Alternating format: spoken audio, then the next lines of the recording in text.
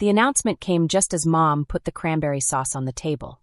It was Thanksgiving 2022, and we were all sitting around the big long oak dining table in our family farmhouse in Asheville, North Carolina. The table was very old and very special. It was the same table where Dad used to sign important papers for Grayson Timberworks. That was the family company that had carried our family name for almost 30 years. Everyone was hungry and excited.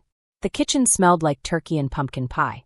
The table was full of food: mashed potatoes, green beans, stuffing, rolls, and of course the cranberry sauce. Mom had spent all day cooking. The family farmhouse looked warm and cozy.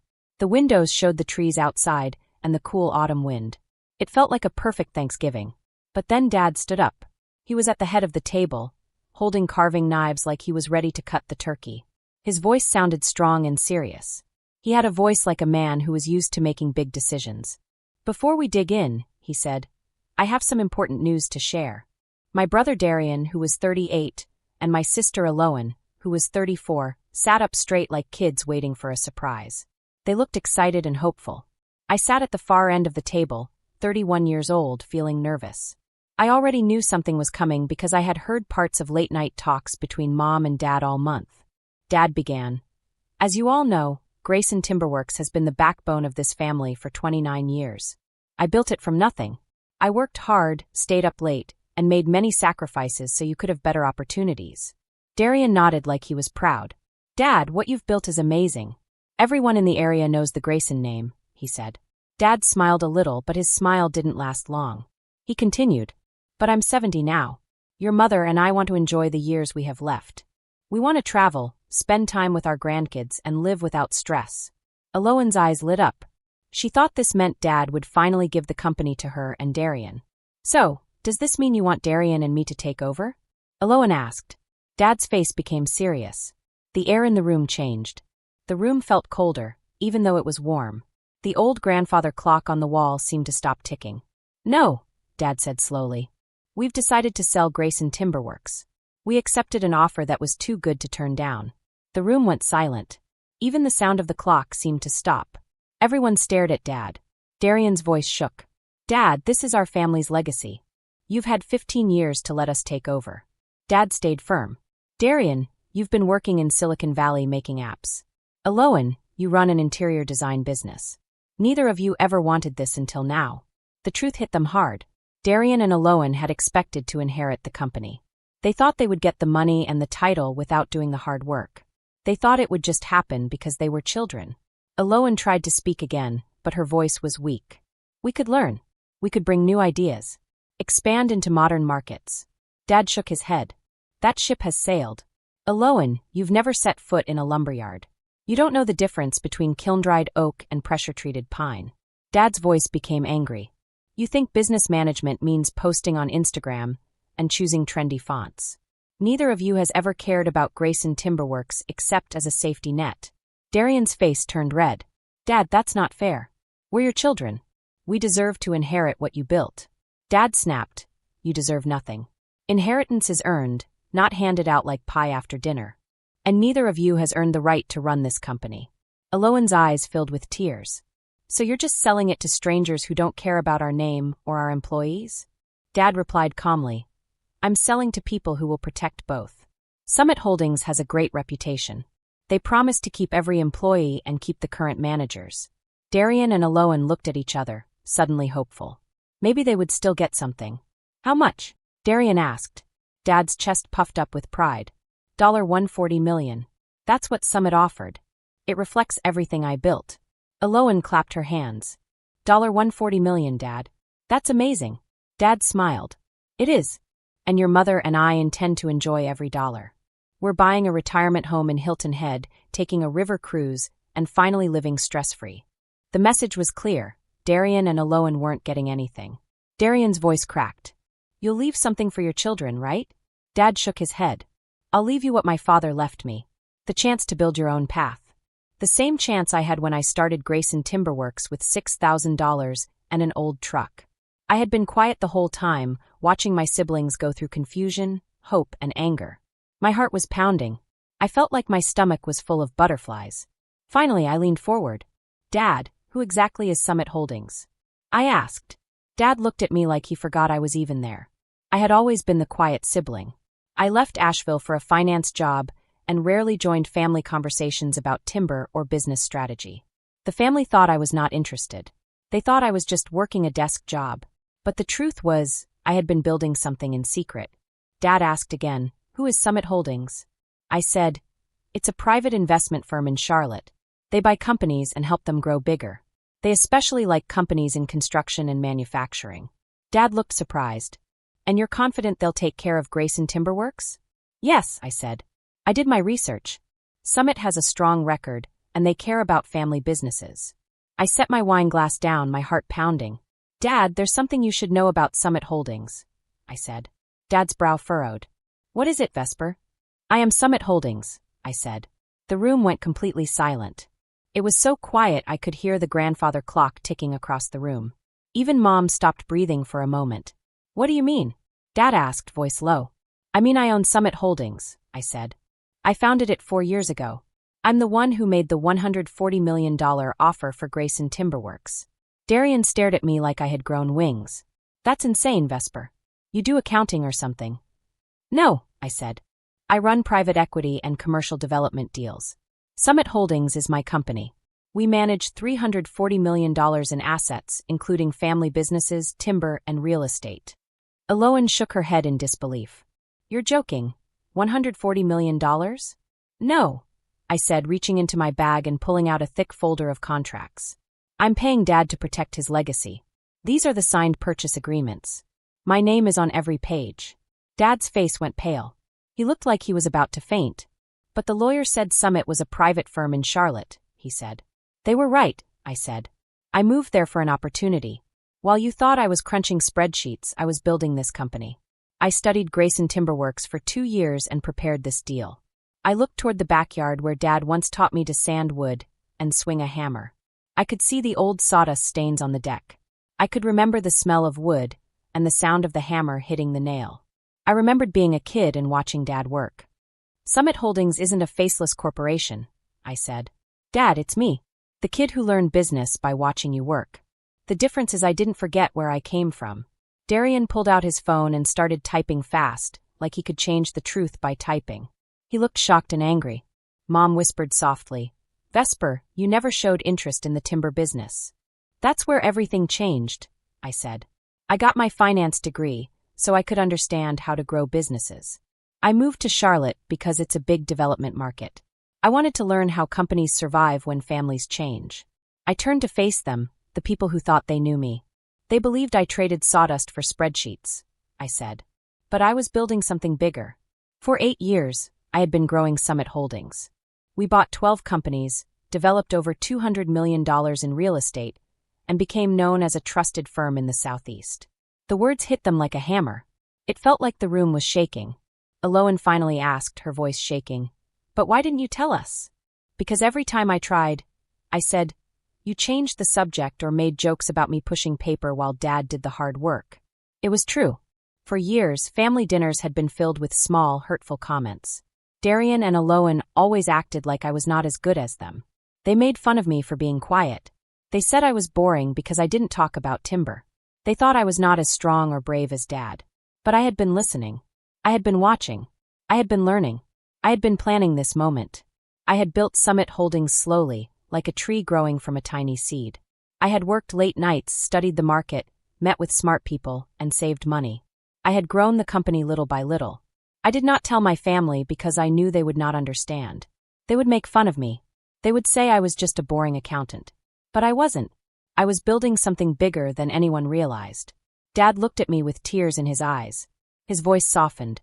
"Vesper, I didn't know you were doing this. I didn't want you to know until I was ready," I said. "I didn't want anyone to stop me or tell me I couldn't do it." Darian looked like he wanted to say something, but he couldn't find the words. Eloan sat quietly, her hands shaking. Mom looked at me with a mix of shock and pride. "Vesper," she said softly, "I'm so proud of you."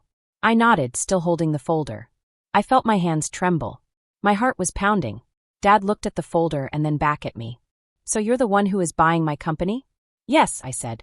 "I'm buying it to protect it. I'm buying it to keep the legacy alive." Dad's eyes filled with tears.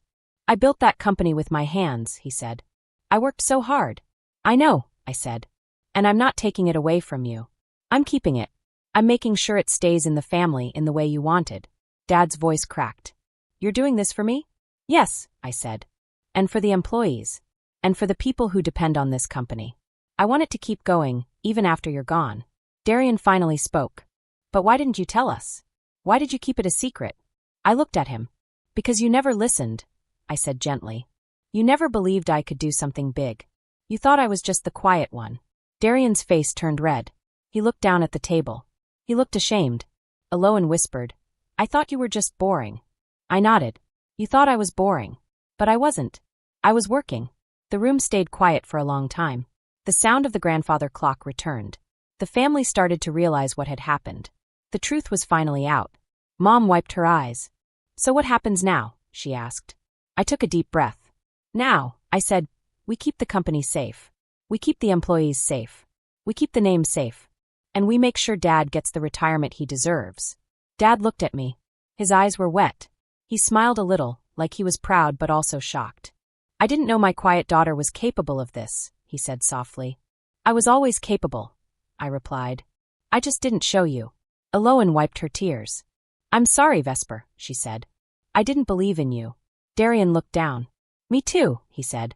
I'm sorry. I nodded. It's okay, I said. We can learn now. Dad looked at all of us and then at the turkey. He cleared his throat and tried to smile. Well, he said, I guess we still have dinner to eat. Everyone laughed a little. The tension in the room eased. The family started to talk again, but it was different now.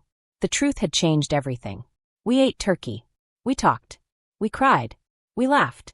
And even though Thanksgiving was not the same as before, it felt real. It felt like a new beginning. And I knew that the story was not over.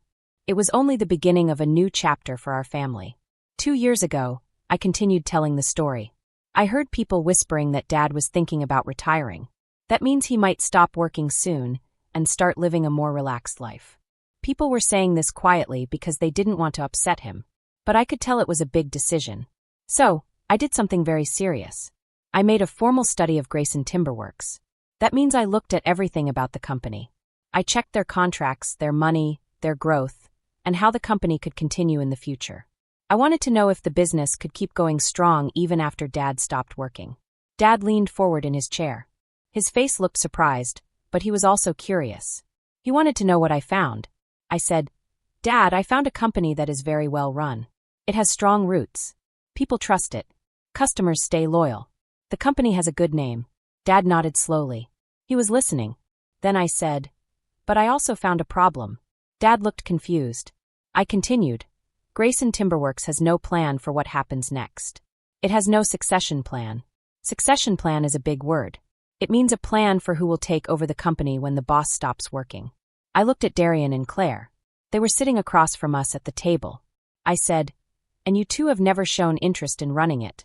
Darian opened his mouth to speak, but I raised my hand to stop him. In 5 years of family dinners, I said, you have never asked Dad about how the company gets wood, how safety rules work, or how the market changes. You both assumed you would inherit a profitable company and just hire someone else to do the work. Claire, you've never cared about keeping workers or managing the forests. Darian, you've never cared about contracts or planning. I sat back down and folded my hands. Then I said, Dad, Summit's offer isn't just about buying Grayson Timberworks. It's about making what you built even bigger. Dad's eyes became Vesper. He looked serious.